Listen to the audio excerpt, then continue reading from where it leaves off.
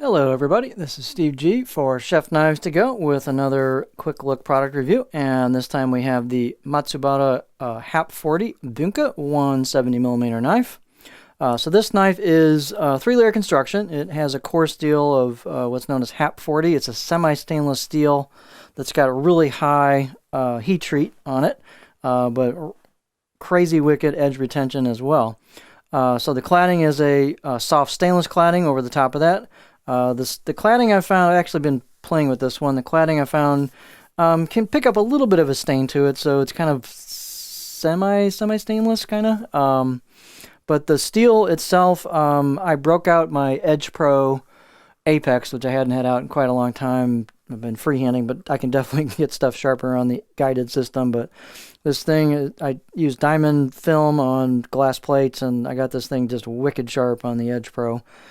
So I kind of wanted to see what the edge retention's like. I have not used it enough to tell that, but we know HAP40 has a big reputation for being very, very high edge retention. It's a very high hardness at 65 to 66 on this sample, or this maker.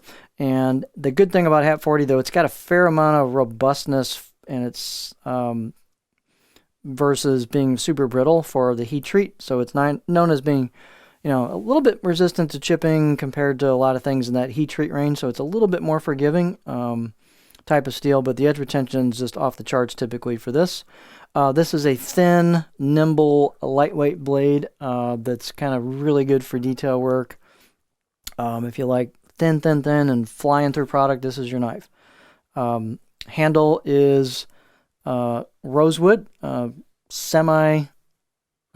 partial tang on it with stainless rivets. Not fancy on the fit and finish on this. There's nothing objectionable at all, but it's not like a super, tons and tons of work put in fit and finish, but it's got it where it counts, which is being thin and very high performance. The weight and dimensions can vary a little bit from knife to knife. This particular one is 170 on the edge, tip to heel, about 6.7 inches. Overall length, about 11.6 inches, or 295 millimeters. Thickness-wise, again, this is a thin, nimble, lightweight blade. Doesn't have a lot of mass to it, but I got about 1.65 pretty much all the way. You hit that corner there towards the tip, and it's just thin all the way, but it's really thin at the tip. This thing just flies through stuff like onions and bunch of different product. So that's a really thin tip, folks. Got to be a little careful with it, but here's the edge. Again, very thin at the edge. This thing is what you call the consummate laser. It just flies through stuff. Kind of feels, you could compare it to maybe a Formula One car. Not the fit to finish of those, of course, but it's just nimble, very thin at the edge. You got to kind of mind your P's and Q's when you're on the cutting board and don't torque it. You can hear that ping if you do because it's so thin. But again, performance is great on this thing. So here you can kind of see where the grind is. This is what you got, vertical finish marks on it. You can see where the grind comes down towards the edge. You've got some embossed kanji and HAP40 on the left side of the blade. There's your core steel peeking out from the cladding. And then here's the left side of the blade. Nothing embossed or anything on that side. And again, you can kind of see where the grind comes down right here. It's pretty easy to tell. There's your cladding, core steel. Handle, again, it's nothing fancy. It's nicely finished. There's nothing objectionable about it. It doesn't have a integrated bolster or anything. It just kind of, the wood stops and, kind of tapers off into the middle. It does have a little bit of a catch right there. I really haven't noticed that, though, using it. It doesn't really...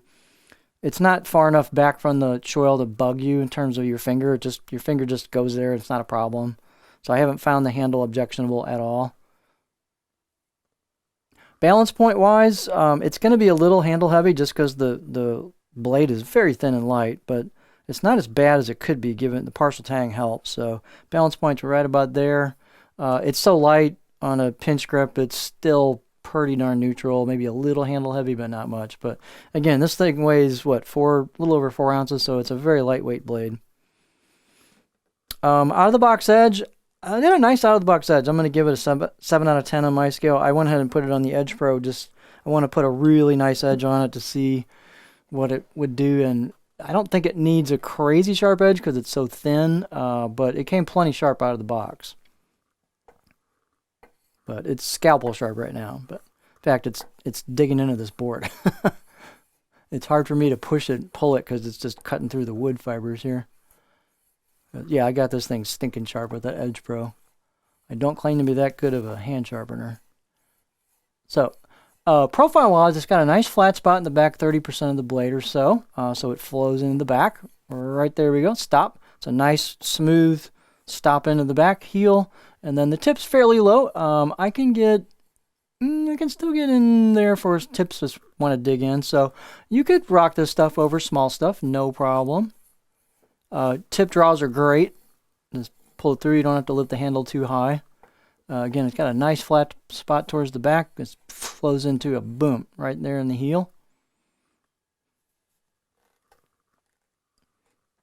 So from the bit of what I worked with this thing, it's, again, really good performance. If you want something with tons of edge retention,